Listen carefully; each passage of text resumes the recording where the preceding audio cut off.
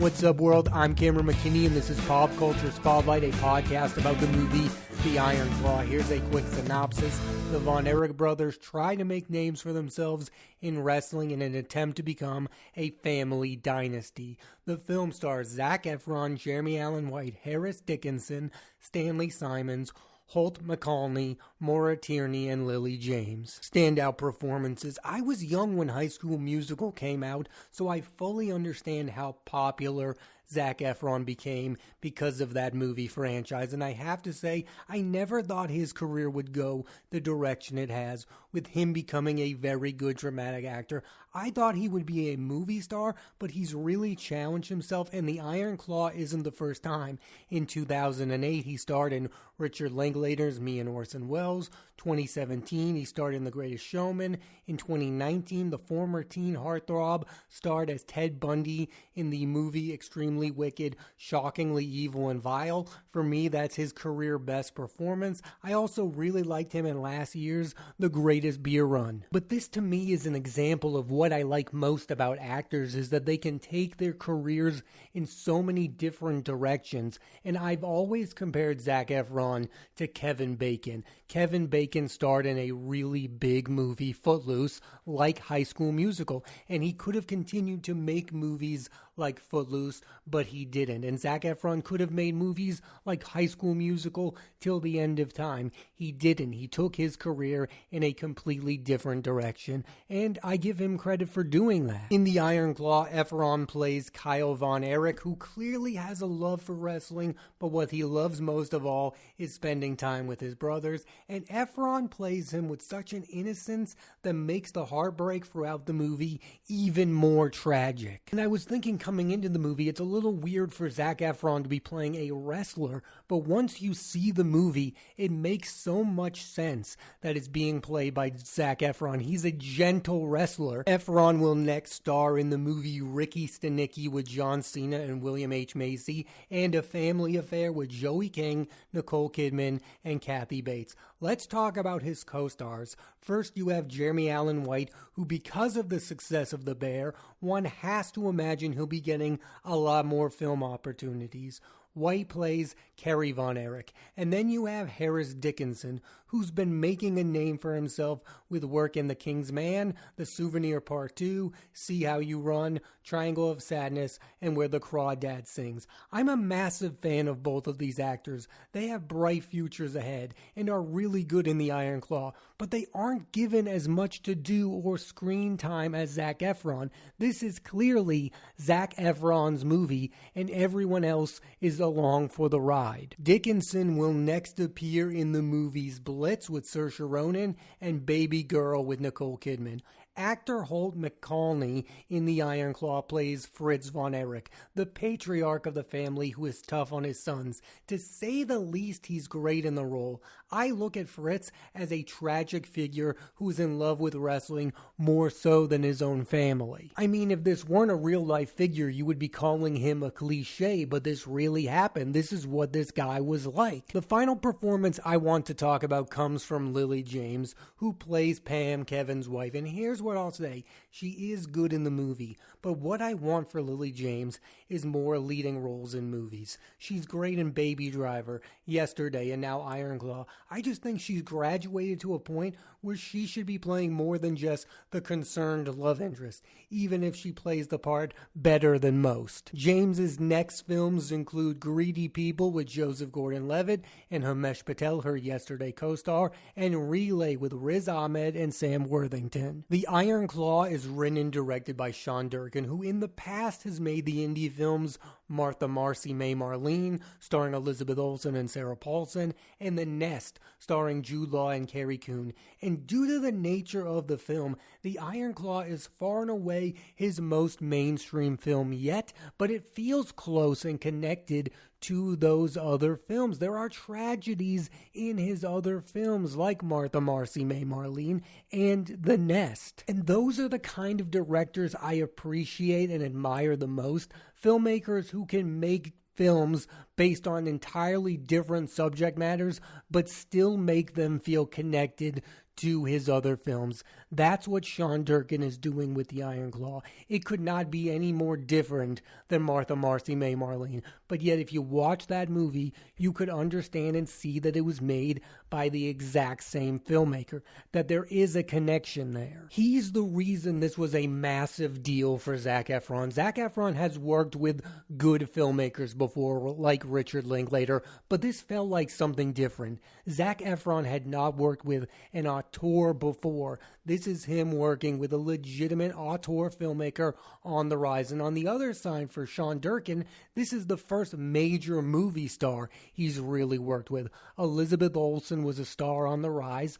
That movie was made before she did the Marvel films. Yes, he worked with Jude Law, but Zac Efron is a guy who is on the rise. This was a big opportunity for both of these people to work together, and I think they nailed it out of the park. Sean Durkin got the very best out of Zac Efron, and Zac Efron was clearly up for the task. For movie fans, the hype around this movie was seeing Zac Efron work with a director like Sean Durkin. And I think it shows the power a filmmaker can have. It can make people interested in a movie when an actor works with a particular filmmaker. For instance, it was a big deal when Brendan Fraser worked with Darren Aronofsky for the first time. Brendan Fraser, like Zac Efron, was a beloved figure, but he had never been in a movie like The Whale before. That was a big challenge. Everyone wanted to see that, and it ended up working out for both Aronofsky and Brendan Fraser. And in this case, it worked out for Durkin,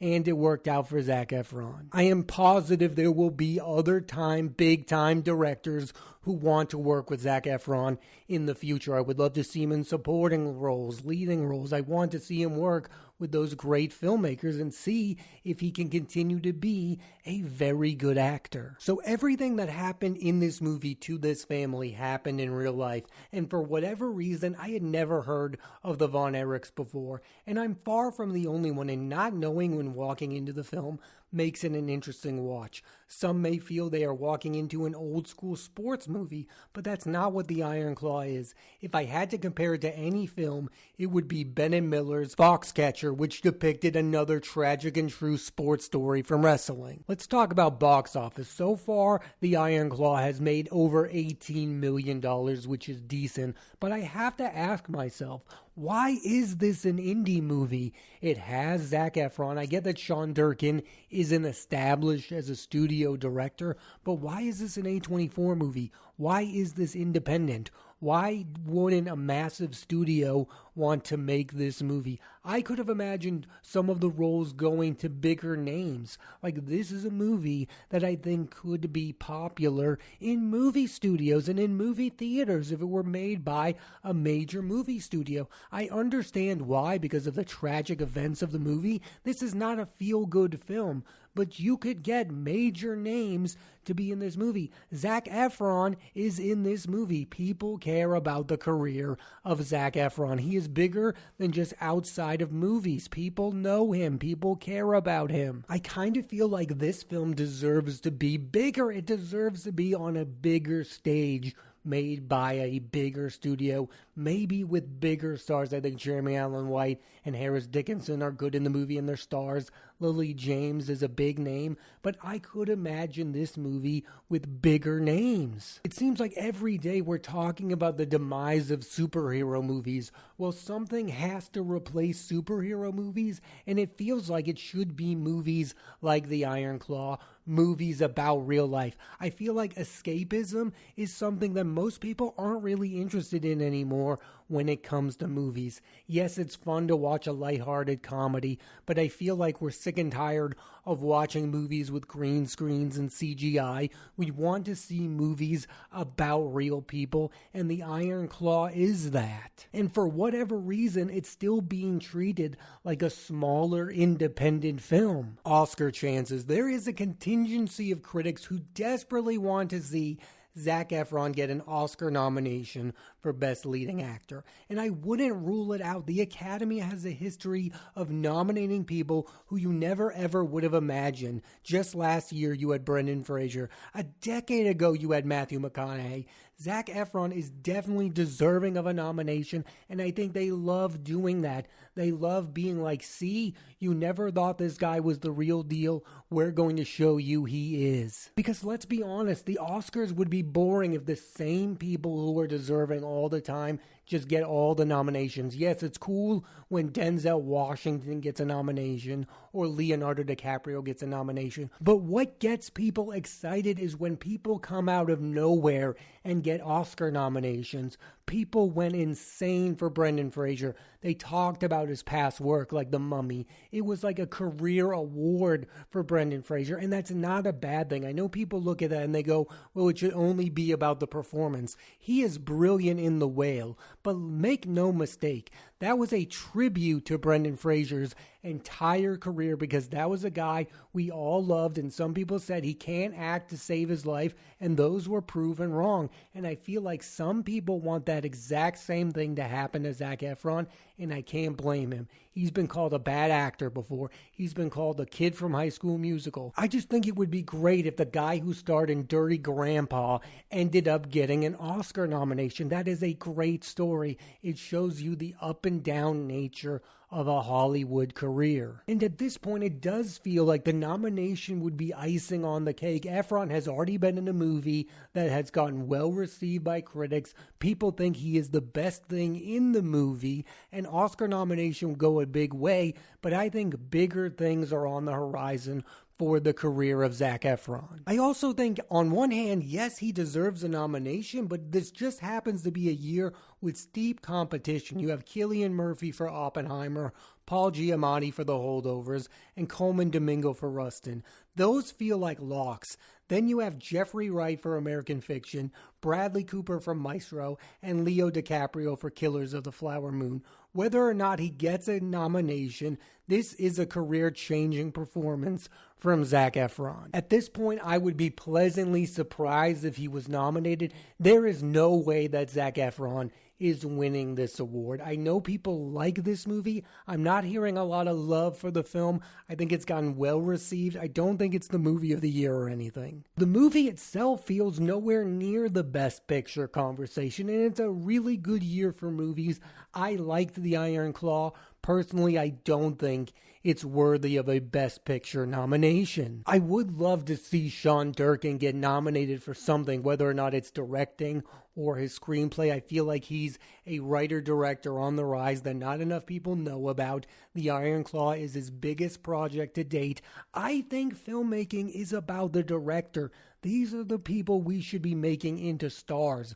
Sean Durkin deserves to be a star. He is making some of the best movies right now. And if you make director stars, guess what? People go and see their movies. People go and see Jordan Peele movies. People go and see Christopher Nolan movies. People go and see Greta Gerwig movies. People go and see Martin Scorsese movies. And people go and see Ridley Scott movies. Make Sean Durkin a star. Give him an Oscar nomination so more people go out and see his next movie. That's how you do it. You make filmmakers stars. That's how movies do well. I don't feel like we live in an era where movie stars matter as much. What matters is the person making the movie. I feel the same way about Durkin the way I feel about Ari Aster or Robert Eggers.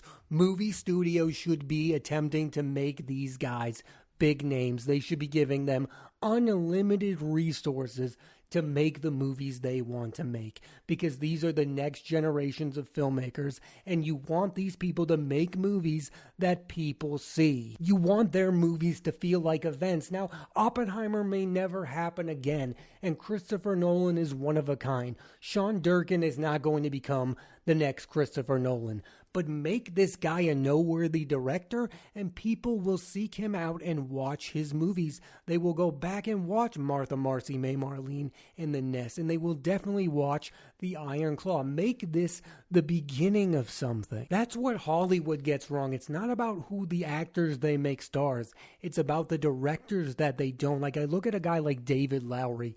He made The Green Knight one of the best independent movies of all time, in my opinion. That should have been a chance to give him, recognize, and get him an Oscar nomination so his next movie becomes a big deal. They didn't do that. I know David Lowery has fans, but he would have mainstream fans if you got him an Oscar nomination. And I feel the same way about Sean Durkin.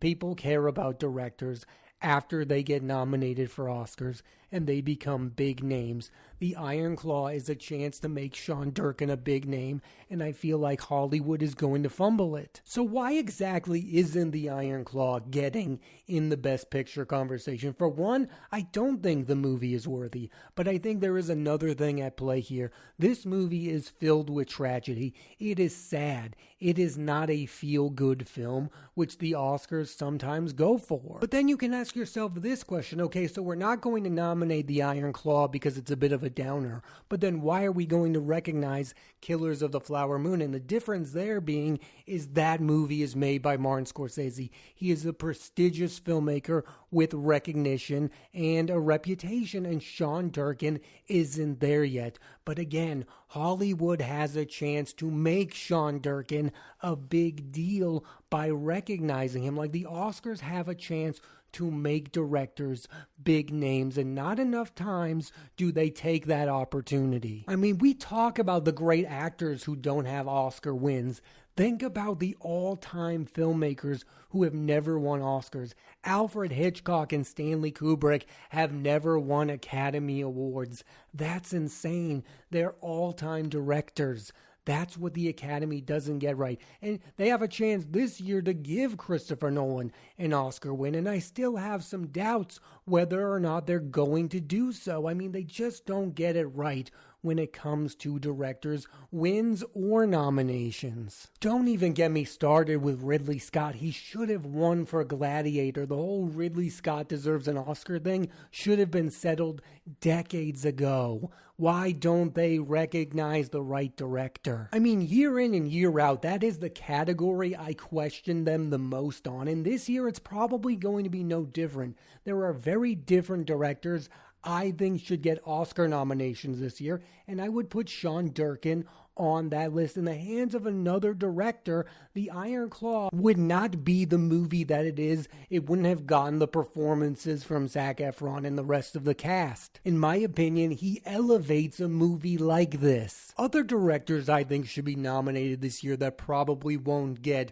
recognition: Chloe Demont for Fair Play, Ben Affleck for Air, Sofia Coppola for Priscilla, and Wes Anderson for Asteroid City. I get it, not every director can get nominated. There's only 5 nominees, but very little of those nominees are going to be ones that I agree with. And if they leave the name Sean Durkin off, I'm probably going to be against that list. Overall, The Iron Claw is a very good movie, and I'm really interested to see where the participants of it go from here. What does Zac Efron's movie career look like in 5 years from now? Will we be talking about things other than his High School Musical career? If I had to guess, I would say yes. I also think in the next 5 years, Jeremy Allen White and Harris Dickinson will elevate from supporting men to leading men. I do believe these people will be big deals in the next 5 years. I think they will be leading men. Like I said earlier, Jeremy Allen White is going to be given a lot of movie opportunities because of The Bear. And Harris Dickinson has worked with an impressive list of filmmakers. I feel like he's going to be given something big, a big studio movie maybe. And the career I'm most interested in moving forward is, of course, Sean Durkin. I'm interested to see what kind of movies he makes.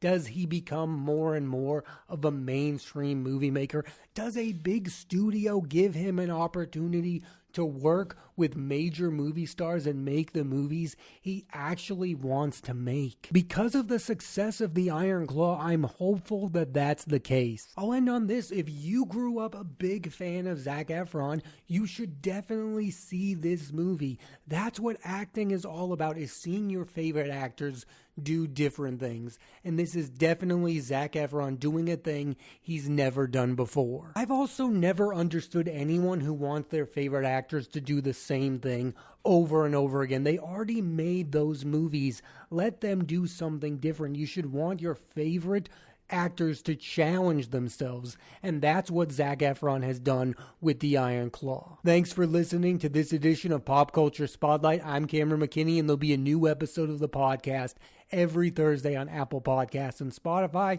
I highly recommend you check out the movie The Iron Claw. Next week on the podcast, I'm talking about the film Dream Scenario starring Nicolas Cage, so tune into that and please rate, review, and subscribe.